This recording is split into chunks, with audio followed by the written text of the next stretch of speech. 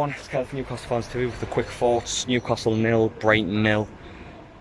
As you can probably tell, you're probably feeling it as well, seeing the results on social media, or if you watch it on Sky Sports. Absolute shit.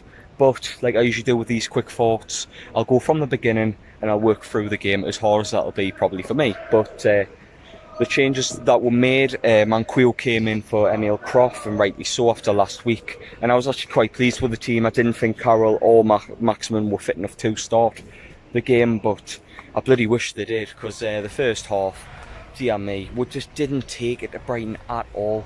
I mean, we're looking at this game and Steve Bruce is saying it's a cup final and that before the game. What on earth? Like, you didn't play like it was a cup final, you played like it was a pre-season friendly in flipping Asia again. Shit, you know what I mean? It was just it was just lethargic. It was just awful. I was just so frustrated, man.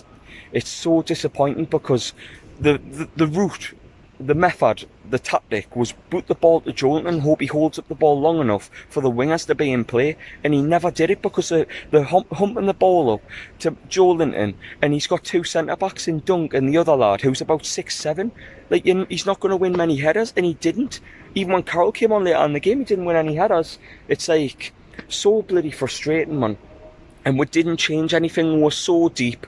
We couldn't offer anything that was value. We had a half chance through Almiron, who put it straight at the keeper. Again, end product again from him. I think he needs some shooting practice, if I'm honest. But we're going to half time and it's 0-0, and you're thinking, can Bruce get into the lads and get them and give them a bit of a rollicking, because they deserved it, to be honest. But the second half starts and it's just more of the same. The one positive from this game, performance-wise, was probably the chance that Brighton had.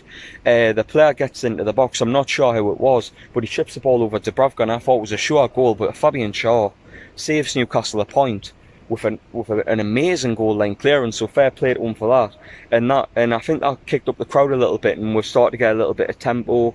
We had a half chance through Shelby, but he's another one as well. He was bloody terrible today. He's picking up the ball and he's looking for that Hollywood pass again and again and again, and he never found it today. And it's frustrating when he plays that, because you'd think he just needs the easy ball sometimes, just play it out wide or just play it 5 yards to the other midfielder. But he doesn't. He's always looking for the Hollywood ball, and when it doesn't work, it frustrates you.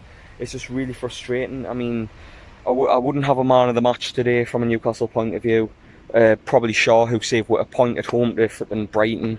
But the homecoming of Andy Carroll, that's probably the loudest I heard the ground all afternoon. Very happy to see him back in the Newcastle shirt, and obviously Saint-Maximin returned to the lineup as well. So it was good to see him back in, because literally he got on the ball and he ran straight at the defence, immediately direct attacking, something that wasn't offered for a good 70 minutes before the game, before they even came on into the game. So it's just a joke, man. We didn't offer anything until Andy Carroll came on. I thought the memo that Steve Bruce gave to these players at the start of the game was, keep it tight until Andy Carroll comes on and you get the winner.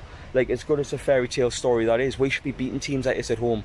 I'm sorry, like, no disrespect to Brighton fans, but I don't think I think their team are going to be in and around us this season, which is going to be in a relegation scrap, and we need to be beating teams like this, or even at the very minimum. I don't give a shit if it's a 0-0 draw, as long as they give it a flipping go, man. And they didn't. For flipping 80 minutes, we were sat more than half defending, as if these lot were flipping Manchester City and we're defending for our lives. Flipping 10 yards too deep, 20 yards too deep. Joelinton with no hope. If he wins the ball, who's he going to pass it to? No one.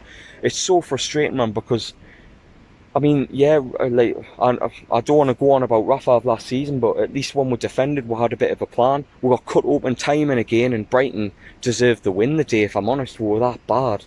And it wasn't until when 4-4-2, when Andy Carroll came on with Maximin, we could offer something going forward, and even then it was too little too late. Do you know what I mean? It was just a very frustrating performance from Newcastle.